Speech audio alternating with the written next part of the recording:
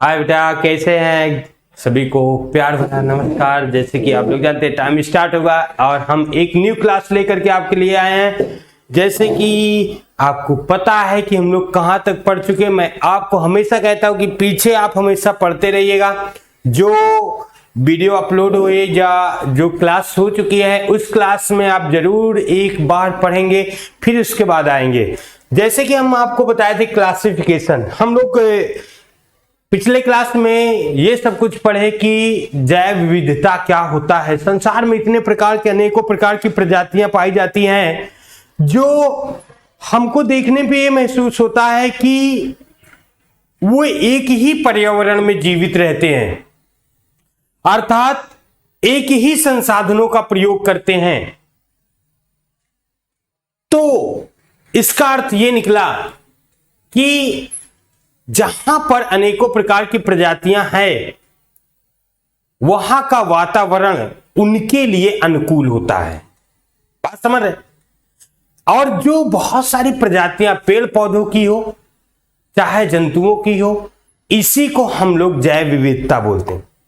NCERT ने लिखा 1.7 million से लेकर के 1.8 मिलियन तक पृथ्वी में जैव विविधता है। फिर बात आई नॉमिनेचर की। इतने प्रकार की जातियां को क्या हम जानते हैं? तो प्रश्न उठा, नहीं जानते हैं। तो कहते प्रश्न उठा, नहीं जानते हैं। तो कहता है कि अगर हम इंटरनेशनल लेवल पर या नेशनल लेवल पर आप अपने आसपास राज्यों में चले जाइए तो किसी एक ही वस्तु को अलग अलग नाम से जानते हैं, एक ही फल को अलग अलग नाम से पुकारते हैं। तो यहां पे दिक्कत आई नॉमिनेचर की और ऐसा नाम दिया गया। नाम पद्धत तो प्राचीन से माना जाता है, जो मनुष्य अपनी आवश्यकताओं के अनुसार नामकरण किया करता था। और मैंने आपको बताया था कल ही कि जल में रहने वाले जीव को पहले जलीय जीव बोलते थे, आज भी बोलते। पक्षियों को उड़ने वाले बोलते थे, जहरीले बोलते थे, हानिकारक बोलते थे, लाभदायक बोलते थे। रातों में उड़ने वाले रात्रिचर। तो ऐसे बहुत अनेक हम लोग अपने हिसाब से, मानव अपने हिसाब से, मनुष्य अपने हिसाब से नामकरण किया करता था। लेकिन कैरोलस लिनियस साहब ने वैज्ञानिक पद्धत पर जीवों को देख करके उसके आकार की संरचनाओं को, कोशिकीय संरचनाओं को देख करके या इकोलॉजिकल देख करके उनका नामकरण चालू किए, जिसे हम लोग द्विपद नाम पद्धति के नाम से जानते हैं। किस नाम से? द्विपद नाम पद्धति के नाम से जानते थे, और जो कैरोलस लिनियस साहब ने दिए। फिर उसके बाद आया वर्गीकरण। वर्गीकरण हमने बताया कि वर्गीकरण क्या है। क्लासिफिकेशन अर्थात वर्गीकरण।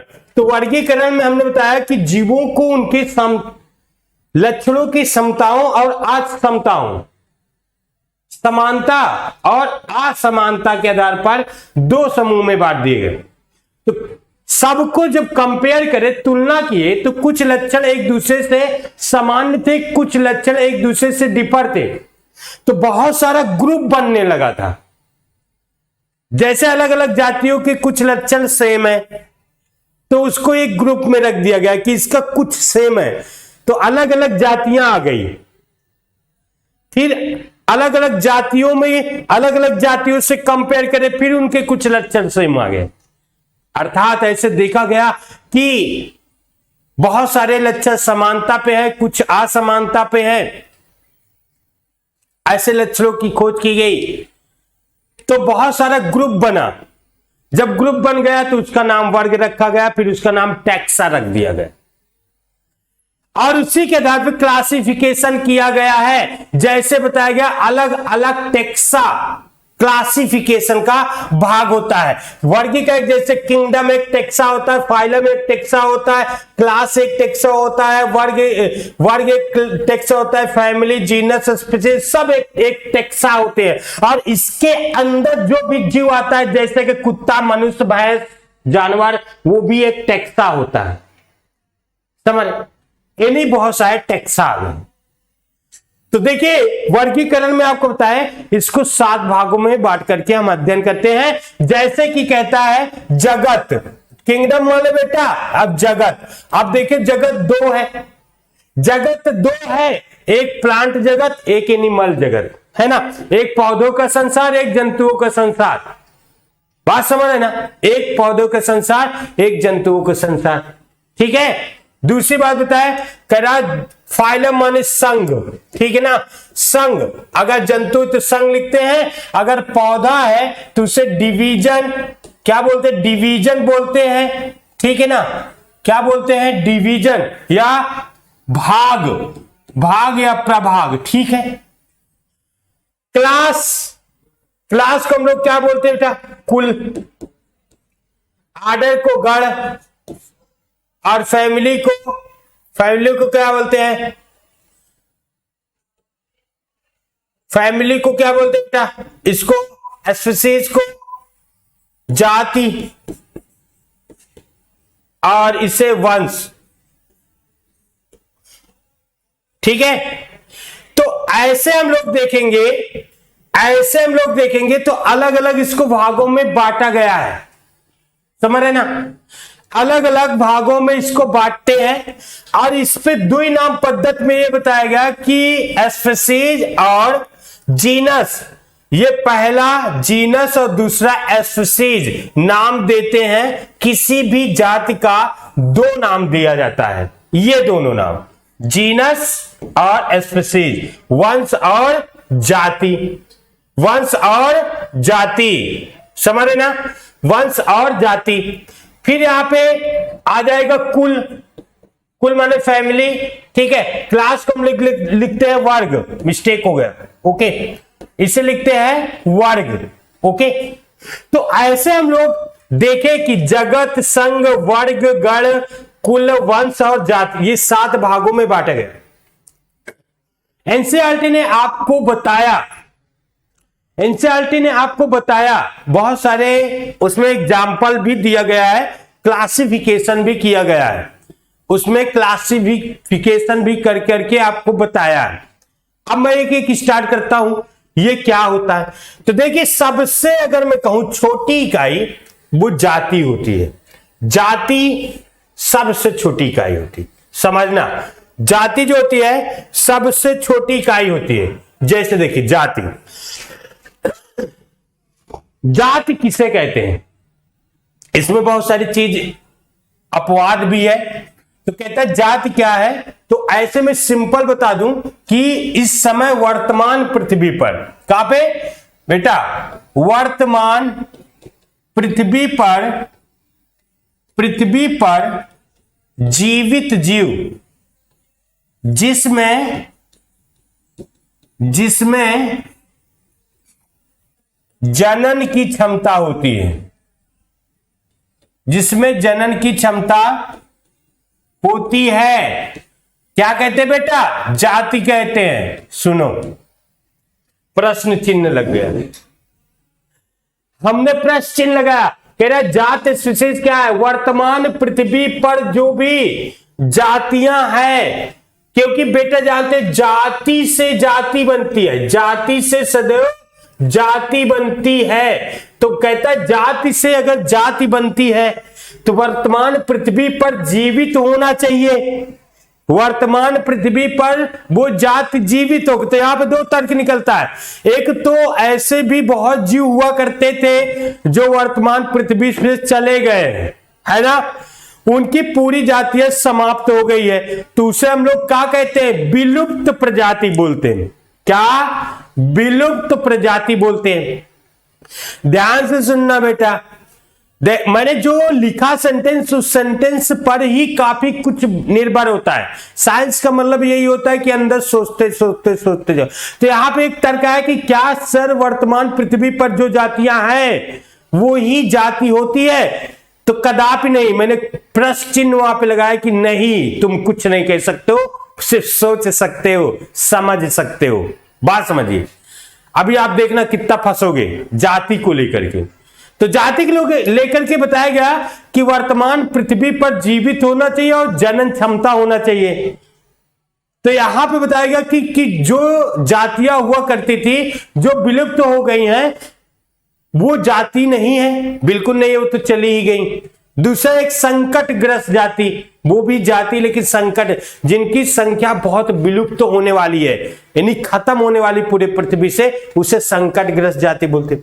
तीसरी बात आते हैं तो जनन क्षमता पर लेते हैं तो कुछ पृथ्वी में ऐसे भी जातियां हैं, कुछ पृथ्वी में ऐसे भी जीव हैं जिनकी जनन क्षमता नहीं होती है, अर्थात वो जनन योग्य नहीं होते, अर्थात उनकी संतानें नहीं होती है। तो क्या वो जाति है कि नहीं है? क्योंकि परिभाषा बता रहा है कि ऐसा तो नहीं होना चाहिए। जैसे बेटा खच्चर जो होता है गधा और घोड़ा के रिप्रोडक्शन से, गधा और घोड़ा के संभोग से जो बच्चा पैदा होता है खच्चर होता है, और खच्चर नपुंसक होता है, अर्थात उनसे कभी भी उनकी संतान नहीं बनती है। समझ रहे ना? तो क्या ये जाति है कि नहीं है?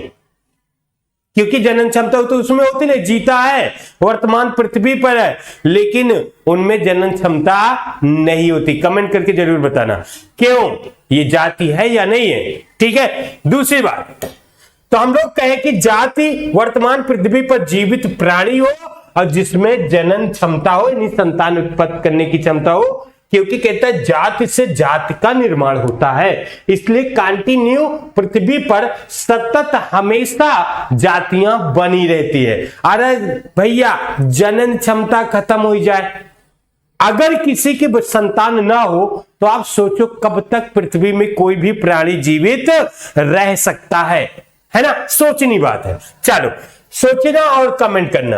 वंश, दूसरा है वंश, इन्हीं दोनों को हम लोग द्विपद नाम बोलते हैं ना बेटा, बोलना द्विपद नाम पद्धति, है ना? जिसने दिया कैरोलस लिनियस साहब ने दिया था, है ना?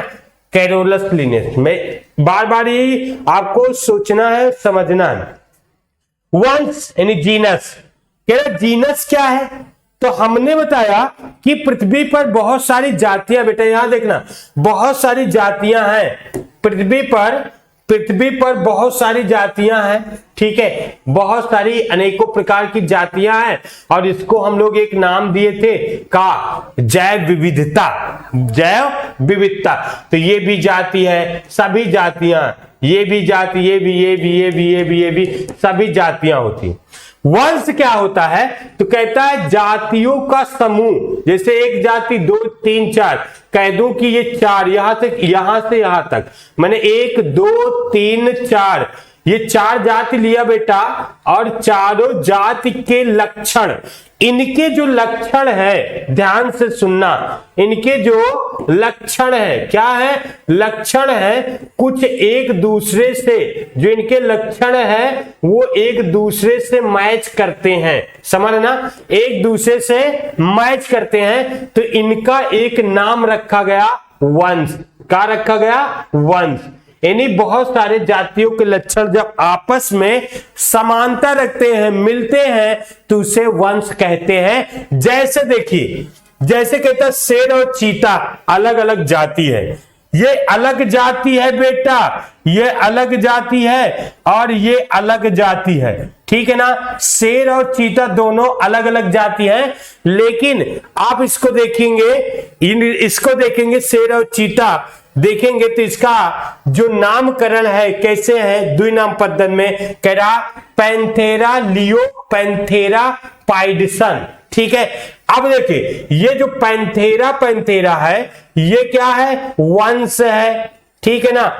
और ये क्या है? ये अलग और ये अलग, ये जाति है। क्यों बेटा? ये है जाति, ये जाति, तो दोनों अलग अलग जाति हैं। दोनों लियो और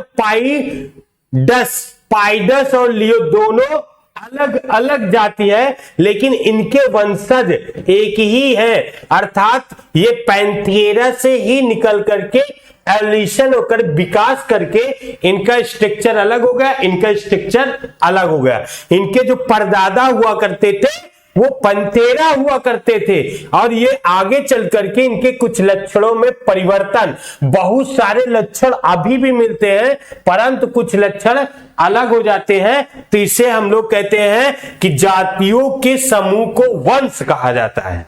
क्या कहा जाता है? जातियों के समूह जिसमें बहुत कुछ समानताएं होती है उसे हम लोग वंश कहते हैं। क्या कहते हैं? वंश। ठीक है ना, एकदम सही सही समझना और प्यार से समझना। तो हम कहें जातियों के समूह को वंश। मैं 1 2 3 विधि से बताया आपको, चाहे जिस तरह आप समझ लीजिए और चाहे जिस तरह इसको पढ़ लीजिए एकदम प्यार से। ठीक है, चलो आगे मैं चलूं। दूसरे नंबर पे आते कुल। ठीक है, दूसरे नंबर पर कुल की बात करते हैं। ठीक है, कुल। ठीक,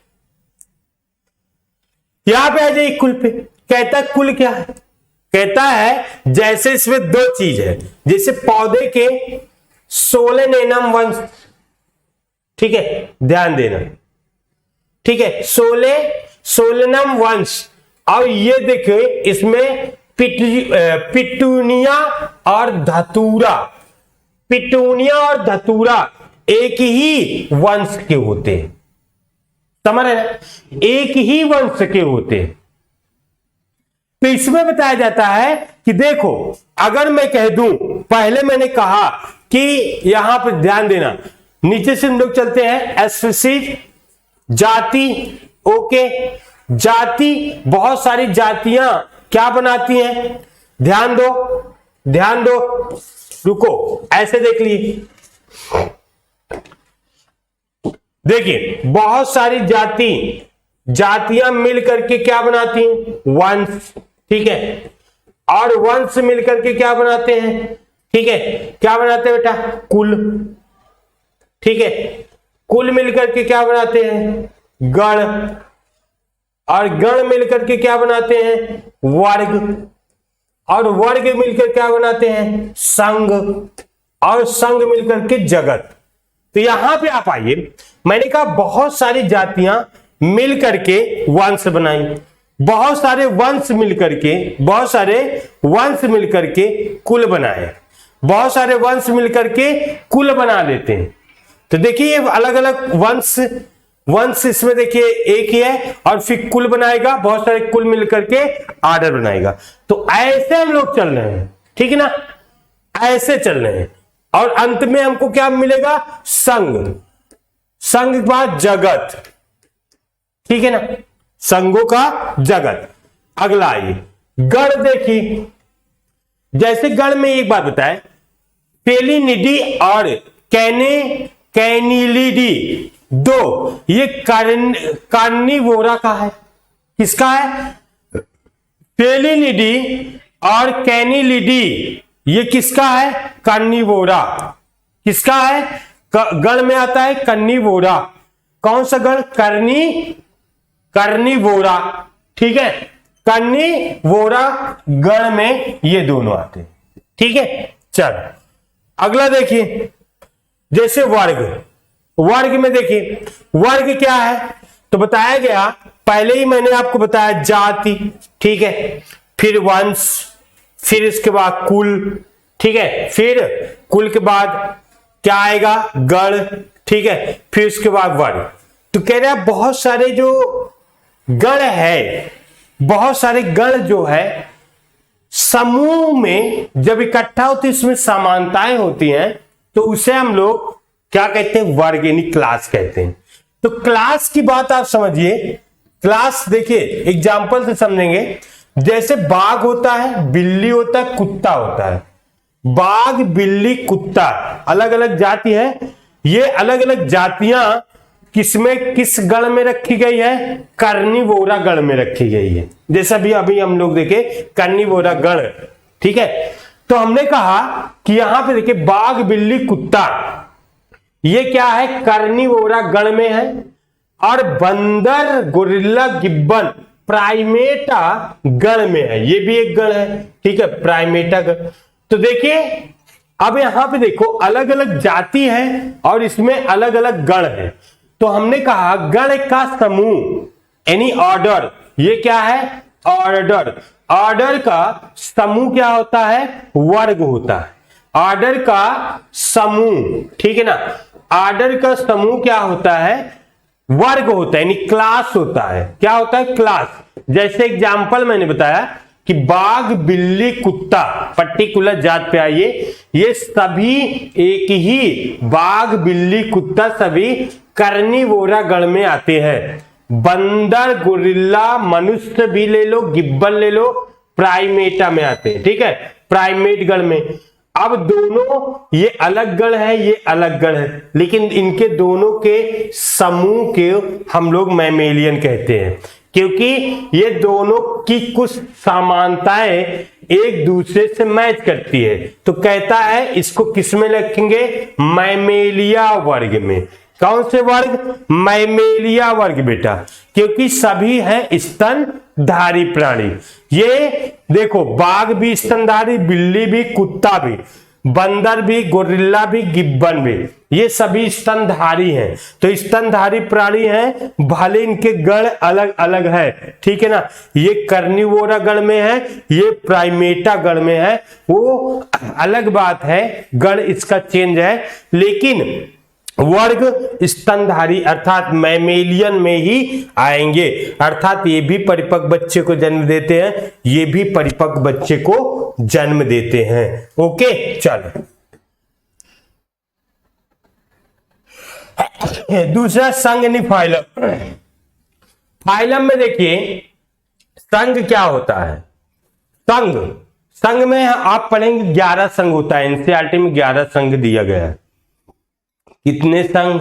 11, ठीक है। 11 संघों को हम लोग जब पढ़ेंगे, ठीक, तो इसमें एक संघ है कार्डेटा, और इससे पहले भी कई संघ है, जैसे Platyhelminthes, Aschelminthes, Annelida, Arthropoda, Mollusca, Echinodermata, Hemichordata, Chordata, और उससे पहले पोरीफेरा भी है, सिलेंट्रेटा है, ठीक है, टीनोफोरा है। तो ऐसे देखिए 11 संघ है। पोरीफेरा से स्टार्ट होगा, प्रोटोजोआ इसमें नहीं रखा गया। प्रोटोजोआ को हम लोग किसमें? प्रोटिस्टा में पढ़ते हैं, प्रोटोजोआ वाला प्रोटिस्टा में पढ़ते हैं, परंतु यहाँ पे जो आगे चलेंगे हम लोग सब कुछ वहां से स्टार्ट करेंगे, ठीक है। लेकिन अभी आपको मैं सिर्फ क्लासिफिकेशन सिखा रहा हूँ, कैसे हम लोगों को किसमें क्या पढ़ना है।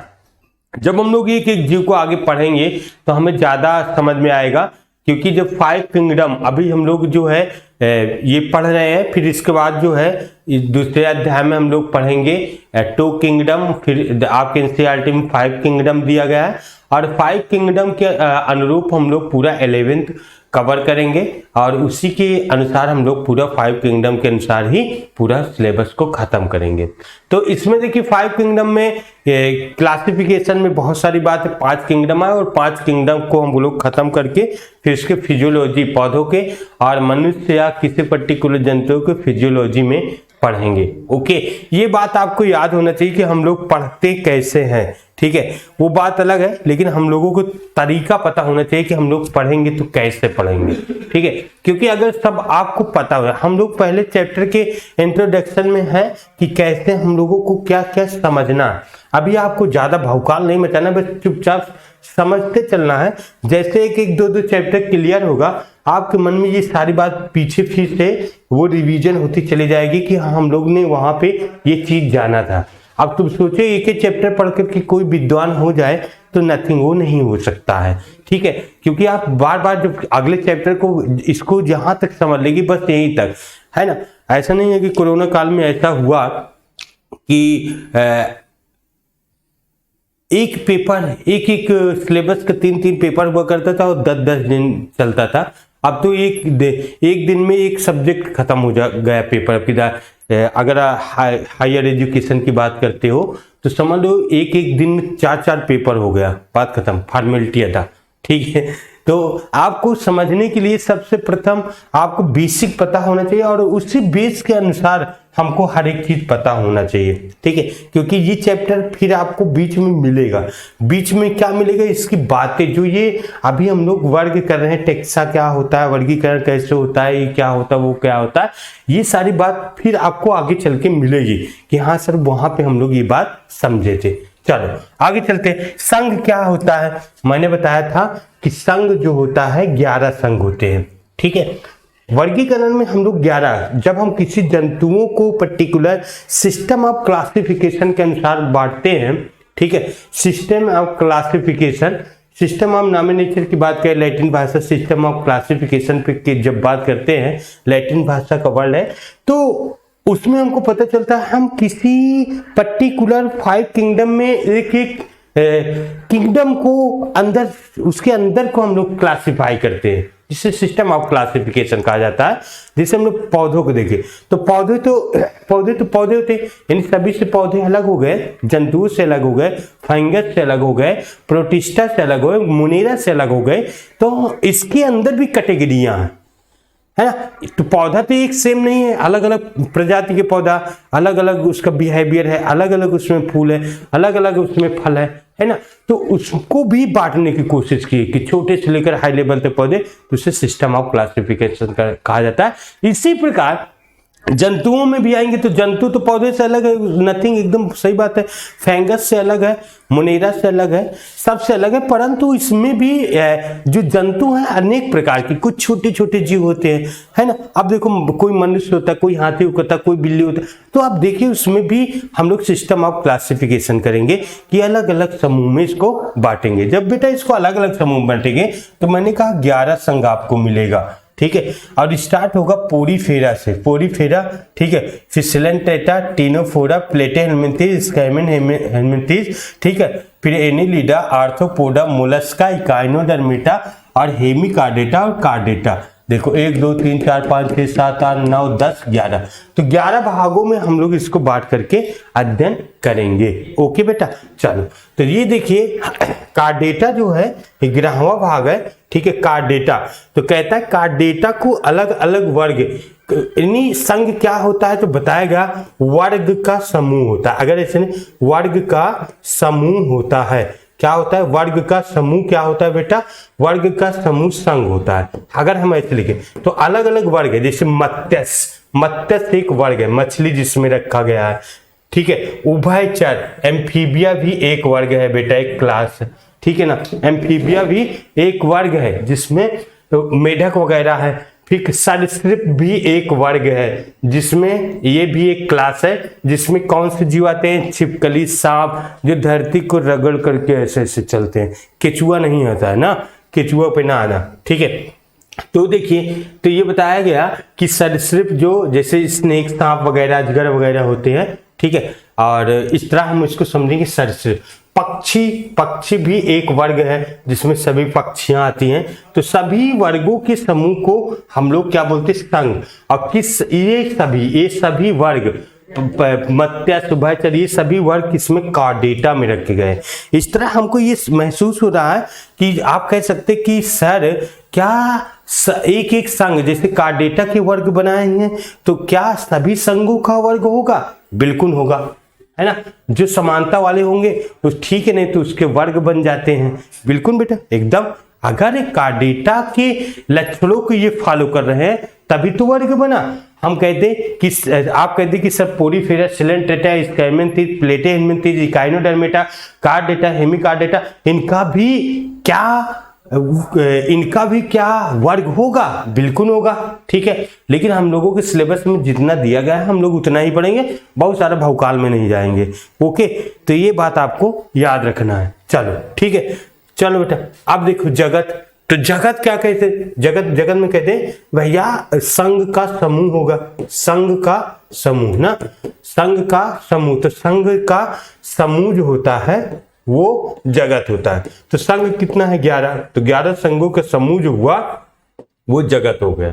क्या हो गया? जगत। और जगत 2 है। जगत कितना है? 2। एक पौधा जगत, एक जंतु जगत। ओके, बात समझ में आई? तो पौधा जगत और जंतु जगत, दो जगत है। तो ऐसे हम लोग एक बेहतरीन तरीके से पढ़ेंगे। और मैंने कहा कि अभी आपको सिर्फ इंट्रोड्यूस कराया जा रहा है, आपको परिचय कराया जा रहा है। जैसे ही आप धीरे धीरे आगे बढ़ते चलेंगे, जैसे नेक्स्ट चैप्टर पे आएंगे, तो आपको वहां पे फिर से क्लासिफिकेशन के बारे में सोचना, कैसे कैसे सोचना है, उसमें कैसे करेंगे, ये सारी बात होगी। ओके बेटा, चलो देखिए इसमें कुछ मैं क्लासिफिकेशन करके इसमें दिखाया। जैसे इसमें देखिए मानव के लिए, ठीक है, मनुष्य में जैसे किंगडम यानी जगत, जगत मनुष्य क्या है, मनुष्य का क्लासिफिकेशन अगर मैं करूं मानव का, तो देखिए इसमें जंतु है, मनुष्य पौधा तो है नहीं, जंतु है। फाइलम किस में आता है, कार्डेटा में, मतलब जिनके रीढ़ की हड्डियां होती है कार्डेटा होता है। क्लास किस में है, ममेलियन, स्तनधारी, क्योंकि ये बच्चे के जन्म देता है, इनके बाह्य कण होते हैं, रोम होते हैं। ऑर्डर में प्राइमेट्स होता है, एक नॉन प्राइमेट्स भी होता है, ठीक है, प्राइमेट्स से नॉन प्राइमेट्स। ऑर्डर मैंने प्राइमेट, जैसे बंदर होता है, मनुष्य होता है, जिनमें एमसी चलते, मेंस्ट्रुअल साइकिल चलते, वो प्राइमेट्स होता है। फिर होमिनिडी, होमिनिडी जो होता है, जो आदि मानव हुआ करते थे, तो उसे होमोनिडी बोलते थे। होमोनिडी मानव जो आज से कई हजार लाखों साल पहले पृथ्वी पे वास करते थे, ठीक है, कुछ वृक्षावासी थे ऐसे, तो उसे होमोनिडी कहते। फैमिली, फिर जीनस होमो, होमो भी एक प्राणी ही थे जो हमारे मनुष्यों के वंशज थे। और सैपियंस जो आज हम लोग हैं, जो आज के, जो आज सभी जो मनुष्य है वो सैपियंस है। इससे पहले मनुष्य जो है जंगलों उंगलों में रहता, मांस वूस खाता था और कैसे कैसे जीवन यापन करता था, उसका शरीर भारी भरकम भालू जैसे, राक्षस जैसे हुआ करता था, तो वो क्या थे, होमो थे, ठीक है ना। लेकिन आज वो मानव नहीं है, अर्थात वो सब विलुप्त हो गए और ये बदल गए। तो आज वाले जो है सैपियंस है, आज वाले क्या बेटा, सैपियंस, हम लोग सभी लोग सैपियंस है। और इससे पहले जो मानव हुआ करते थे लाखों साल पहले, वो होमो थे, उसके पूर्वज होमोनिडी थे। तो ऐसे हम लोग समझेंगे कि इसको अलग अलग भागों में, जैसे इसी तरह यहाँ पे हम देखें आम को भी बांटा गया, तो एनसीईआरटी में आपके कई भागों में, अलग अलग भागों में इसको बांट करके अध्ययन किया गया। तो बस यहाँ पे आपको बस सीधी से बात समझना होगा और समझ करके पढ़ना होगा। फिर जैसे जैसे आगे चलेंगे, फिर हम लोगों को पूरा क्लियर होता जाएगा। जब हम किसी गुफा में घुसते हैं ना, तो छिद्र बहुत छोटा सा होता है, जब उसमें घुसते समय अंधेरा लगता है, लेकिन जब हम उसमें घुस करके प्रवेश कर जाते हैं, तो धीरे धीरे रोशनी कहीं से निकलने लगती है। तो अभी बस स्टार्टिंग है, आगे जाएंगे तो आपको रोशनी मिलेगी और पूरा सरस्वती माता आपकी ज्ञान को बाहर निकाल देगी कि अब देखो ज्ञान, ठीक है ना। तो बस पढ़ते रहे, हंसते मुस्कुराते रहे, तब तक ले बाय बाय। अगर जो भी क्वेश्चन पूछा गया उसका कमेंट करके जरूर बताना।